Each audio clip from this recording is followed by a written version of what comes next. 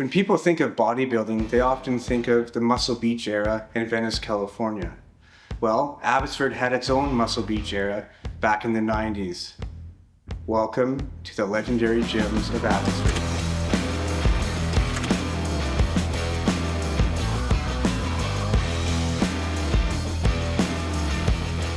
Back then, gyms weren't just places to work out. They were a second home to many, where friendships were forged and strength was built. This series will take you through the history of the most iconic gyms that defined an era.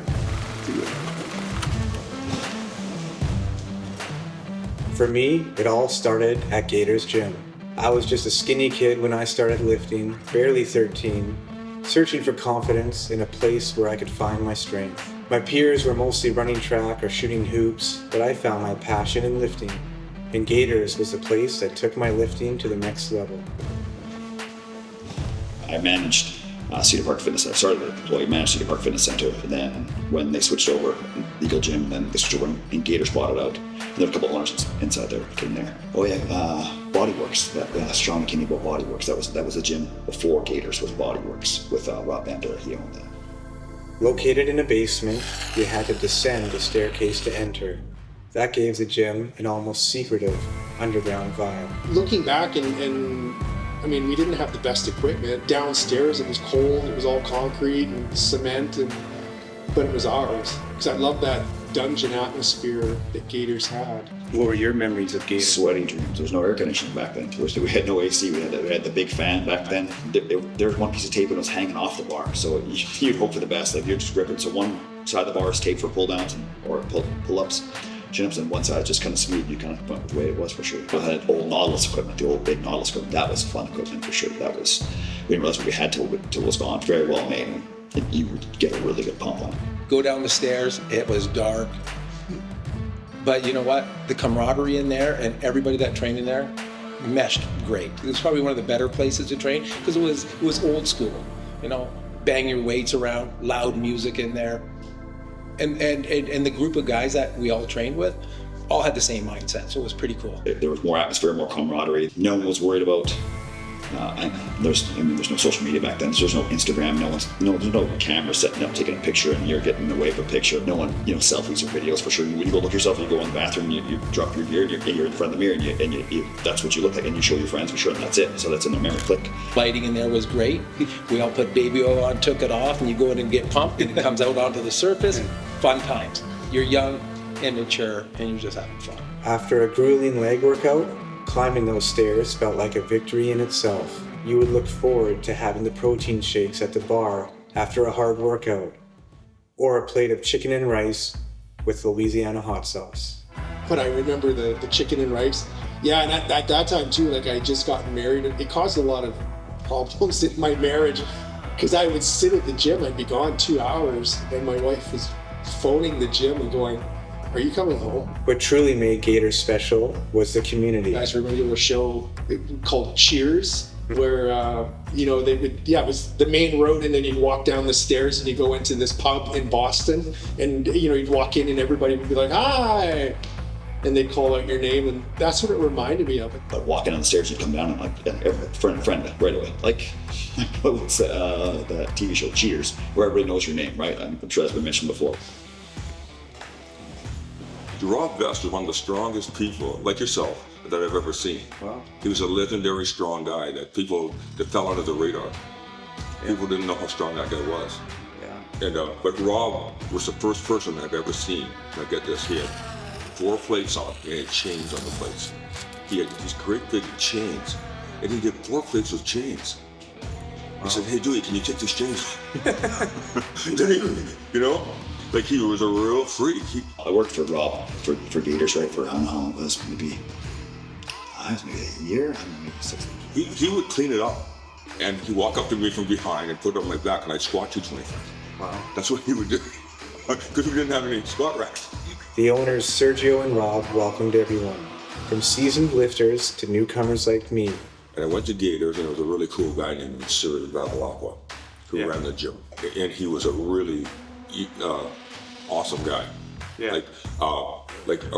He really knew how to run a gym, and there was lots of characters in there. Okay, so it was kind of He was juggling all these characters in this gym. He did quite a bit. I think he was a Canadian champ as well at Wow. one time. So he was turned out to be an accomplished Olympic weightlifter. And his coach actually coached me a bit. Really? Dieter Stamp was the same coach. Yeah, when you go out to his gym, you would see the difference from our gym to his gym. Just the size of the competitors. You know, they're really, you know, into their training. We went out to Gator's, the actual gym, to talk to Sergio before that. Yeah, to critique our physiques, to tell us what we needed to do, like the last couple weeks of prep. We're in the front desk, and Dave always coming down. Good guy, always full of life for sure. Gord's more the quiet one, but Dave was more the showboat kind of guy. And he was, hey Ted, and he always like this. And the mirrors was like, and he always that direction. And he always like, Ted, and he'd do a big bicep shot, he'd pull his arm, and then he'd always he'd pull up his shirt like this, and then he'd say, and he'd pull the skin down so you could see his abs. And I go, Dave, you gotta let go of the skin there. It was here I got my first taste of Olympic weightlifting from Rob and Sergio, a passion that would follow me for years to come. One of my favorite memories was meeting Greg Kovacs, a giant in the bodybuilding world, weighing in at an unbelievable 350 pounds. He came for a seminar, and after letting me join him for a calf workout, I even had the chance to flex off with him.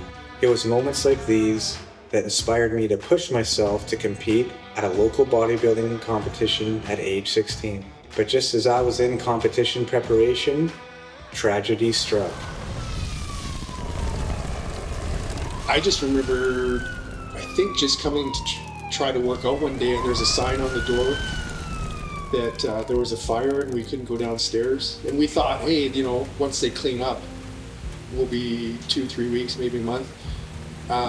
I totally forgot that Gators had negotiated for us to train elsewhere, because that's when I went to VRC in the hopes that Gators was going to reopen. And I think it was weeks, and then weeks turned into months, and then it was like, no, it's not opening. We noticed right away, all of a sudden you'd see 10 or 15 different guys that you'd never seen before, all with great physiques. It's like, hey, kind of the landscape changed a bit, but for the better, right? Then it all made us all a little more competitive. But I've never encountered anything like Gators.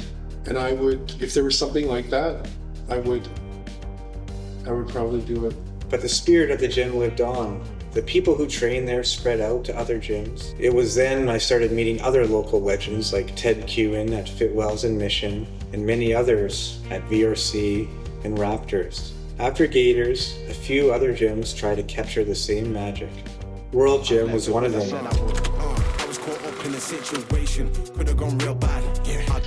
It opened in 2006. They approached me about a year into when they were running and asked if I wanted to be a partner. That was a good atmosphere. That was a really good atmosphere. I liked that for sure, because it was like a gradient. They had the machines out front, they had more of the free weights in the middle, and then they had the big heavy stuff in the back, and it was quite a smart way to put it out. And then downstairs, you go downstairs, they had all the MMA guys downstairs, so they had all the... It slowly became the place to go. Great atmosphere. Most of the bigger guys all went there. There's quite a community of competitors, athletes in there. So if you wanted to learn what to do, you could go there and figure it out pretty quick. Someone would help you. It was a very good gym, and people there worked hard. And there's a lot of good women bodybuilders there then. Oh, yeah? With Wendy and all her friends that she hung out with. Okay. The World Gym was fine. Yeah. But I feel like it was kind of a transition gym for me. Really competitive. Like, it was actually quite competitive. Like, we had quite a few athletes there. And Randy was competing then. Wendy was competing then, I think, still. Then we had the strongman competitions there.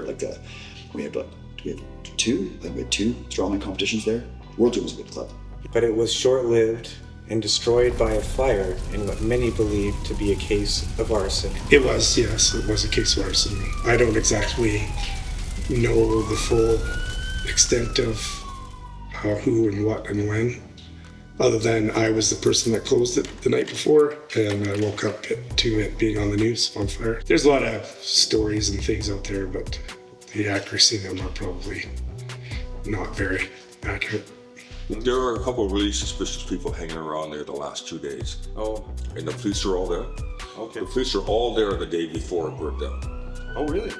There's a cascade of police cars there. Oh, interesting. So I'm really interested as to how the next day it burned down with all the police cars there the day before. Yeah. So I knew the day before that something's going to happen here. Like, Harry took me aside and said, hey Ted, I don't know what's going on here. I said, but he was getting threats from one of the guys that he was trying to push Harry for money, for protection money. And Harry's like, I don't have any money, because back then, by the end, Harry didn't have any money. Anyway, the story was that Harry told me, Ted, I don't know what's gonna happen. He said, but something's going on, because apparently the guy came in one day, he's pushing Harry for money, and then he looks outside, and I guess someone called the cops, but not for him, but for, I guess, a homeless person, there's a good way to put it, I guess had a gun on him. So someone saw that, and they called the cops. So the cops come up with this, and he looks at me, and goes, you fucking rats, you ratted me out. So he books it out of there. And as he's leaving, he runs to his car. Well, the cops look at him, and he's, why would you run to your car when the cops are? So they stop him, and they pull up his record, and of course, he's got a colorful record. So they take him downtown. Well, the next day, the gym mysteriously got fired. You can kind of maybe put 2 and 2 together, right? Then, so. The gym scene in Abbotsford was changing, but in every space, there were stories, lifters, and a community that made it all worthwhile. Raptors Gym really tried to put out the same vibe as Gators, and it was close, but not quite. I like that gym. Yeah, I thought it had the same kind of underground feel as Gators. Yeah, with you had good being, equipment there. You had good equipment on lots of stuff. A lot of free weights. Raptors was fine. Raptors was okay. It was decent for what it was, for sure. Lower end, for sure. It was good atmosphere. It's but definitely a lower end club. A lot of maybe a lot less than desirables, I'd say there. And whereas worldgym had more less than desirables, but they had more money. It also kind of had a bit of a dungeon feel. Yeah. Even though it was trying to be a hardcore gym, I remember the owner would scold me for doing deadlifts and dropping the weights, but it struggled with outside influences and ended up causing some drama. Well, the owner got killed about 3 months after I was working out there. Yeah. He got murdered. And I think something happened maybe in the, let's say maybe the late 90s, early 2000s maybe, and something changed where I think people wanted more quality. Like World Gym was a good quality gym, and all the equipment there was nice. It was all covered really nice for sure. So I think we came to, our expectations started to rise. So then that's one of my thoughts. Also, why Raptors couldn't make it for sure, and then Gators couldn't make it. I mean, obviously there's fires, but they weren't doing well when it came to, like, the bigger gyms. VRC was a nicer gym back then. Wasn't at the end, but it was a nicer gym. So they would seem to attract those members. People want nice and new and shiny, and they can't expect that. VRC was a great option to train and definitely had some local monsters who trained there.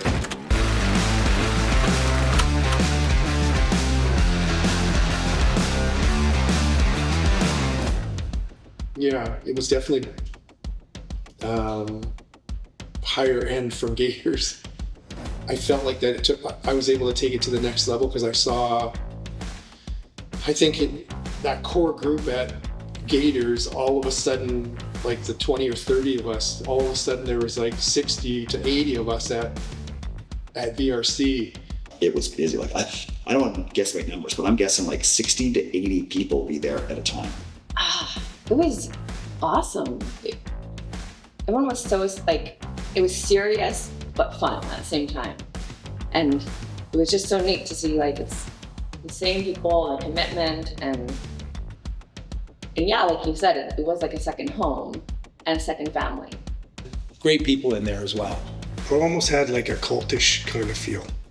We all congregated at the gym, and we'd meet up, and you'd have a lifting partner, and we'd go through our lifting routines, and it was quite the fun atmosphere, probably where we set the most personal records. And that squat rack, like. One guy would be doing squats, and all 5 or 6 guys would all get around and push that guy to do his best squats, his best lifts, right? So you're always watching everybody hit their PRs all the time, every week, right? I loved it. That's awesome. And it was always a fight for the rack, the good rack. And boy, when someone was in that rack, like, respect. Yeah, I remember actually Ted Kewen sat there one day, he was doing squats. Out of the blue, guy puts on, actually he had no belt, he had no knee protection, did 315 for 20 reps below parallel. I'm sitting there going, man, Ted is one strong guy. Very impressive. And then Ed, he was powerlifting, and I watched him do 405 for 20 reps on bench, clean reps. Very impressive. There was a big community there too that was in the competing. Ed Brost and Sean Kaufman trained there, and they both held Canadian powerlifting records. Ed could fill an Olympic bar and squat it, no problem. Wow. Did 405 for shoulder press for 8. Behind the head, yeah. Behind the head. Yeah, there were some guys there that were just monsters. So so they have plenty of plates, which actually makes a big difference if you're using any. Yeah, I would call it VRC probably more the lifter's gym. I wouldn't say physique-wise, or as I would call it maybe world gym. I would call that more physique-wise competitive competition. But again, that's later in time, so people weren't there wasn't as many natural competitions back then for sure. You know, about 4 or 5 years later, they ended up just closing down, which was kind of too bad. It was a fun gym to train at. I think for a good decade, it was like the main place to go in Abbotsford. It was the gym. But then you go to the gym, and you have to go through the men's change, and that was the nightmare. Okay? I remember the VRC. I saw men's more locker naked room. men butts than I ever want to see in my lifetime. Like, those memes that they create now about men's locker That's room, it was all from VRC. hey, I'm telling you, the guy with his leg, I'm telling you with my own eyes, his leg up on the counter with the hairdryer blowing his. I'm like, I've seen everything for sure. Like, yeah. Okay, I've seen that. Almost Every every time I time. say that, am I allowed to say that? Yeah, no, that's hilarious because that actually paints a picture of the VRC gym. Every time you went in there, you go through that male locker room, there was an old man blow drying his balls. All the time, every day. like not the same old man. So I'm thinking they were rotating, where they like changed and they would stand there and talk to you. I'm like, yeah, they're swinging. I'm like we, yeah. Yeah, Like, the as you rule get was- older, you don't care as much, but those guys didn't care at all. Like they were. The rule was they had to be over 60. Yes. They had to be fully naked, Yeah. and they'd have to engage in conversation. And sure enough, you come in and you look over. The guy's bending over, drying his ankles, drying his feet with his butt in the air for sure. Like I'm like, yeah, dude. Like that was you saw more than you need to see for sure. I got an anatomy lesson back then. That's for definitely. I trained there a bit after Gators closed down in the early 2000s. And then I trained there again in 2007 as I started my journey in Olympic weightlifting. Yeah, I just first met him in the mornings at VRC, and then I heard he had this new supplement shop, so I started going in there to shop, and he asked me to work for him. Although he says he first not met me, but first saw me when he was looking for a place to set up his supplement store. He was coming into Abbotsford and looking at locations, and he was with his friend Derek, who owned the Reflex chain, and his story is that he was walking in the mall, and I was working in GNC at the time, and his friend Derek said, "That's the kind of girl you want working in your store." And Gord's story is that he goes, "Oh no, man, if I hire her, I'll win $1 million." And then he did. Isn't that funny? That's awesome. Yeah. This is where I met Joel Klassen, an inspiring powerlifter who trained people as well, and ended up starting his own legendary gym, Big Land Mammals.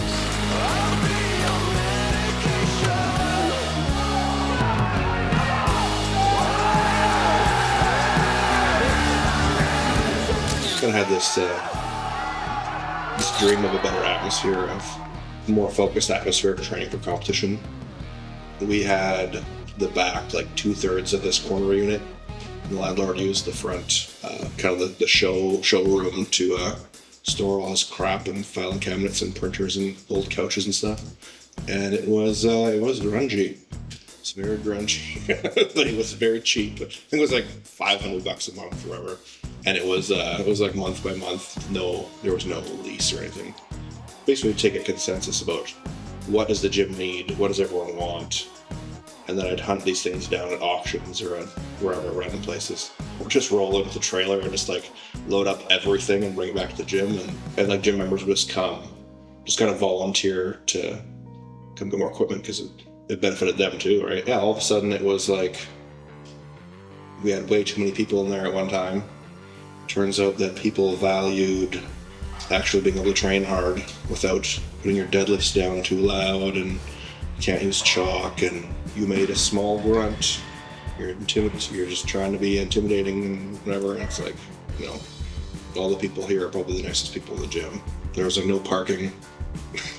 We were parking in the street, and it was just crammed full of equipment, and we wanted more stuff and we couldn't fit it. So I started looking for other places to have a gym. Fast forward to 2012, Joel gave me a call to check out his newly leased industrial space in the Purinville area of Abbotsford. Well, if we want any weightlifters, we need like someone to like anchor the weightlifting. And if you're a weightlifter, basically, I think I spent like $4,000 on equipment to get you to come join the gym. Sorry. But you were the first weightlifter, and then that kind of opened the door for other people to join later and have like a weightlifting team and stuff later, right? So yeah, we filled up it was 7,000 square feet. So we filled up all that with equipment and platforms. There was like 14 places to squat, like rows and rows of squat racks and Olympic weightlifting platforms and everything. His gym had a simple, no-frills atmosphere, but it was exactly what you needed to train seriously. At the time, I was mainly training at home or with a semi-weightlifting team, but when Joel added some Olympic weightlifting equipment to his gym, it was hard to resist joining him. This sparked a unique era of camaraderie and growth, the kind you only experience a handful of times in life. It was the greatest atmosphere. And it has rules. Like, number one, do the stuff you suck at. Like, his list of rules, and the community that he fostered there was so special and so unique. Something else neat was when Gord died. Everyone there was so great. And his celebration of life was there. And that's probably a big part of what makes it so special for me. Yeah, absolutely. I remember that. I spoke to him just a few days before he passed, so it was surreal to hear that he passed. And I got to know him there at the gym. He was a super nice guy, and privileged to have gotten to know him and be part of it, but also sad that he passed away. And, but it was really cool to see the whole community gather there at the gym and see all the love for him and in the community there. So it was definitely a special. Yeah, it was just special so neat. So neat, and yeah, the level of support, especially from Joel. And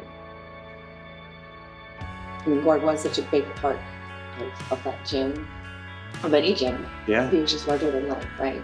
Yeah. So. Yeah, he was a big part of the scene. All the relationships that I have with people that people have with each other, that's probably like the thing I'm most proud of BLM. As soon as I signed up with BLM, I ran into Dwayne randomly in a parking lot. I'm like, I remember you from like 20, 30 years ago, when it was. There's a new gym, kind of like Gator's, come check it out. And he came and he fell in love with BLM as well. But going to BLM Barbell, that was a great gym. Yeah. I think it was like the natural transposition of Gators to another gym. That to me, because Joel Klassen was one of the best gym owners ever. Yeah. And he was a super wonderful person. Absolutely. And I'll tell you, he didn't allow anybody in there that wasn't going to hurt the gym. Exactly. You had to try out for like a month and a half. And you had to show him that you really wanted to be there and that you were a good person. Yeah, it was just like nothing else, and I've craved it ever since. Wendy, how does that feel? That was a good atmosphere. That was a really good atmosphere. That was a resurgence of the old school for sure. My favorite gym will always be the BLM Barbell. That was the greatest gym experience of my life. The gym stood out because of its sense of community. Everyone who trained there was focused on improvement, not just for themselves, but for each other. Healthy competition fueled our progress, but egos were left at the door. Joel fostered an environment where we all wanted to see each other succeed. He even held events like chicken and waffle nights, New Year's Eve parties, seminars with prominent lifters, and even hosted lifting competitions that brought people together. It was a space where records were set, personal bests were achieved, and friendships all flourished. The club's chapter eventually came to a close. Even though this meant shifting the gym's focus, it didn't take away from the lasting impact the club had on everyone involved. Big Land Mammals Barbell Club may no longer be a physical space, but the spirit of what was built there lives on in the memories and bonds formed within those walls. Abbotsford's gym scene has seen its ups and downs, fires, closures, and changes, but through it all, the passion for fitness, for lifting, has never faded. Each of these gyms, from Gators to Big Land Mammals, contributed something unique to our city's history. They were places of growth, strength, and community. And though the gyms may have closed their doors, their legacy lives on in the people they inspired. The era may have ended, but the spirit of Abbotsford's legendary gyms will never fade.